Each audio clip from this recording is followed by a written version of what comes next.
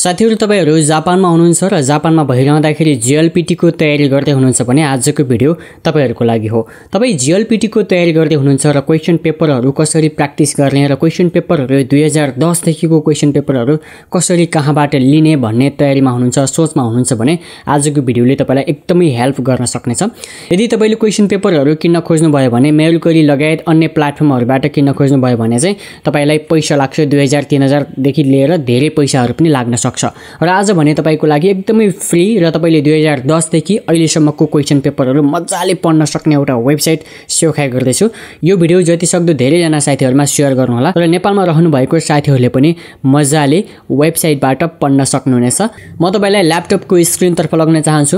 ल्यापटपको स्क्रिनमा गइसकेपछि तपाई कुनै पनि ब्राउजरमा जानु होला। ब्राउजरमा गइसकेपछि माथिपट्टि सर्च बारमा चाहिँ तपाईले dethitingNhat.com भन्ने सर्च गर्नु होला। यदि तपाईले यो यहाँ भिडियो पज गरेर हेर्नु होला, भिडियो पज गरेर पनि भेटाउनु भएन भने कमेन्टमा लिंक प्लिज भन्नु होला, म तपाईलाई लिंक प्रोवाइड गर्नेछु। र यसरी यो यस्तो खालको इन्टरफेस तपाईले देख्न सक्नुहुनेछ सुरुमा र माथिपट्टि भियतनाम छ, इंग्लिश छ हैन। यो तपाईले इंग्लिशमा क्लिक गरेर हेर्नु भयो भने yo sign up sign in भन्ने पनि छ। तपाईले यसमा आईडी बनाएर पनि युज गर्न सक्नुहुनेछ।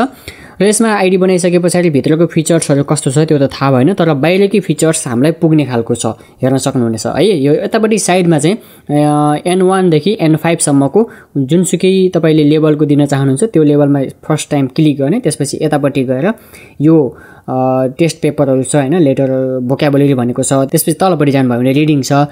यो भन्दा तल जानु भयो भने लिसनिङ छ। लिसनिङ पनि मज्जाले तपाईले सुन्दै गर्न सक्नुहुनेछ हैन।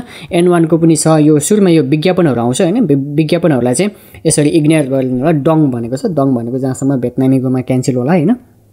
यदि भइसकेपछि मज्जाले यो कुन लेभलको तपाईले कुन सालदेखि यो 2010 सालदेखि यो 2024 सालसम्मको छ भनेपछि अब यो 2025 को चाहिँ सिचिगाचुको फर्स्ट टाइम हुने हो। यो 2025 को चाहिँ सिचिगाचुबाट सुरु स्टार्ट हुँदैछ। अब त्यो भ्याइसक्यो भने चाहिँ यहाँ जहाँसम्म अपडेट हुन्छ है, यो मज्जाले तपाईले रेन्सी गर्न सक्नुहुनेछ है।